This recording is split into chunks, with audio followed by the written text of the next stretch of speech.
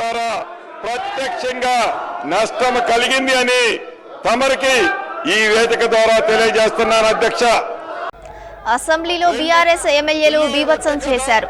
Speaker podium వైపు దూసుకెళ్లారు. ఈ car race ఇష్యూపై చర్చించాలని పెద్ద ఎత్తున ఆందోళన చేశారు. అనుమతించని స్పీకర్ వైపు దూసుకెళ్లారు. అడ్డుకునేందుకు యత్నించిన మార్షల్స్ ను తోసేశారు. గ్రామీణ ప్రాంతాల్లో కథలుగా చెప్పుకుంటారు అధ్యక్ష. ఆ కథ ఏంటంటే అసెంబ్లీలో బీఆర్ఎస్ ఎమ్మెల్యేలు బీభత్సం చేశారు. స్పీకర్ పోడియం వైపు దూసుకెళ్లారు. ఈ కార్ రేస్ ఇష్యూపై చర్చించాలని పెద్ద ఎత్తున ఆందోళన చేశారు. అనుమతించని స్పీకర్ వైపు దూసుకెళ్లారు. అడ్డుకునేందుకు యత్నించిన మార్షల్స్ ను నూకేశారు. మరింత సమాచారం మనకు షరీఫ్ అందిస్తారు. అసెంబ్లీ సమావేశాలు ప్రారంభమైన తర్వాత బీఆర్ఎస్ నేతలంతా కూడా ఆందోళనకు దిగారు. ఆందోళనకు దిగిన తర్వాత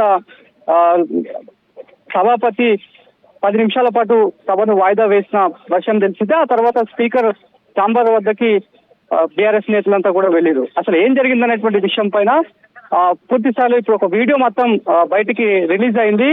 ఎవరి మిస్టేక్ అనేటువంటి విషయాన్ని ఒకరు అబ్జర్వ్ చేస్తే కనుక ఆ వీడియోలో క్లియర్ గా మనం స్క్రీన్ పైన రికార్డ్ అయినటువంటి కెమెరాలో రికార్డ్ అయినటువంటి విజువల్ క్లియర్ గా చూడొచ్చు.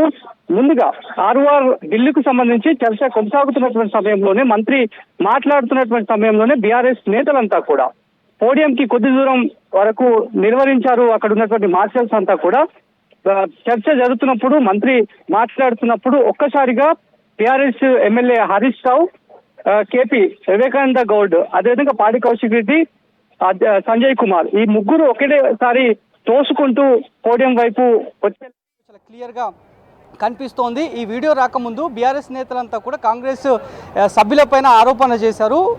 ఒక ఎమ్మెల్యే ఏకంగా తన చెప్పుతో దాడి చేసే ప్రయత్నాలు చేశారు. ఆ విజువల్స్ కూడా రికార్డ్ అయ్యాయనేటువంటి పట్టుబడుతూ అక్కడ నానా హంగామా హాల్లో చేసినటువంటి సిచ్యువేషన్ మనం ఉదయం నుంచి కూడా చూసాం. ఆ తర్వాత మీడియా పాయింట్ బయట